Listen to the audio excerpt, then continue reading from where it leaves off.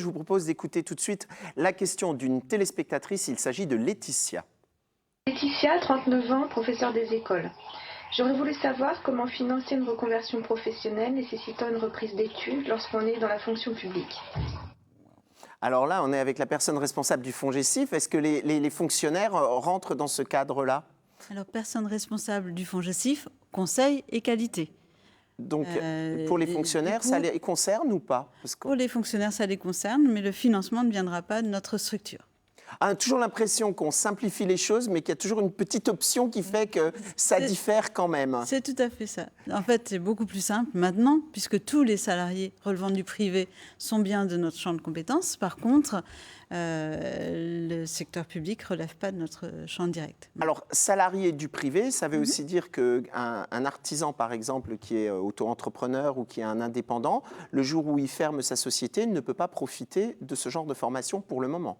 Un artisan, dès lors qu'il est salarié, peut relever notre champ de compétences. Et ce n'est pas parce que nous ne finançons pas que d'autres structures ne peuvent pas prendre le relais.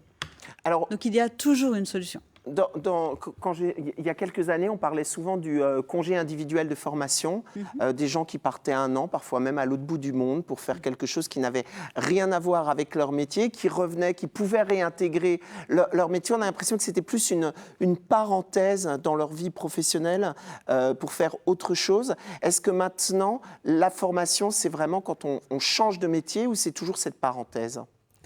Alors, de toute façon, la formation, dans le cadre du congé individuel de formation, et ce n'est pas si vieux que ça n'a qu'un an c'est même pas 1 an que le congé n'existe plus, cette parenthèse servait toujours à un projet professionnel.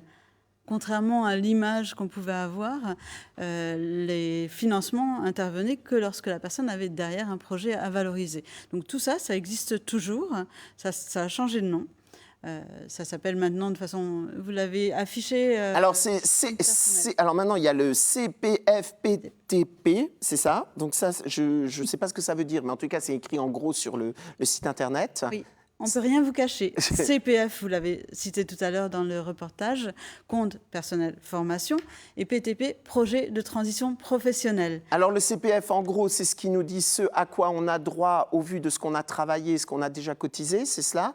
Et le PTP, ça va être ce qu'on veut faire à l'avenir et les opportunités qu'on a de formation. Alors, CPF, c'est ce qu'on accumule au cours de sa vie professionnelle. C'est un droit, c'est même devenu une somme d'argent, puisque ça a été traduit par la dernière réforme en cours, traduit en somme d'argent, en euros. Le projet professionnel, projet de transition professionnelle, c'est le financement qui existe aujourd'hui. D'autres projets se mettent progressivement en cours. Donc aujourd'hui, le FONGECIF ne peut financer que des projets de transition professionnelle. Alors, on parle beaucoup du bilan de compétences. De plus en plus de personnes veulent faire un bilan de compétences, ce qui est quand même un acte assez lourd parce que ça demande du temps, ce n'est pas juste un entretien. J'ai vu sur votre site Internet qu'il y a aussi le CEP. Alors, c'est quoi la différence entre le CEP, le bilan de compétences? Alors, le bilan de compétences existe toujours. Il peut être financé par le compte dont on parlait à l'instant, à savoir le CPF, le compte personnel qui est rattaché à la personne, qui lui donne des droits.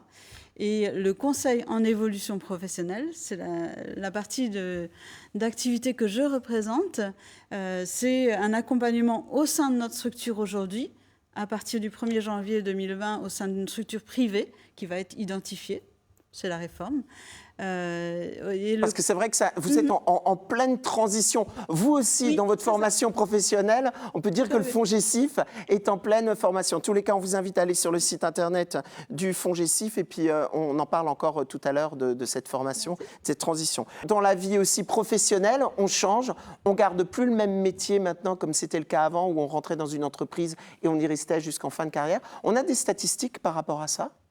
Les statistiques, vous les avez citées dans votre reportage tout à l'heure. Effectivement, 35% des personnes disent être sur un projet ou souhaitent évoluer sur leur parcours professionnel. Est-ce qu'on sait combien de personnes à la fin de la formation osent vraiment franchir le pas? Parce qu'on a beaucoup de personnes qui, passées la quarantaine, remettent beaucoup de choses en question dans leur vie en se disant, voilà, j'ai appris un métier, mais au final, je m'ennuie un peu, ça fait 10 ans, 15 ans, 20 ans que je le fais, j'ai fait le tour. Est-ce qu'on a des statistiques par rapport aux gens qui osent vraiment franchir le pas et se lancer?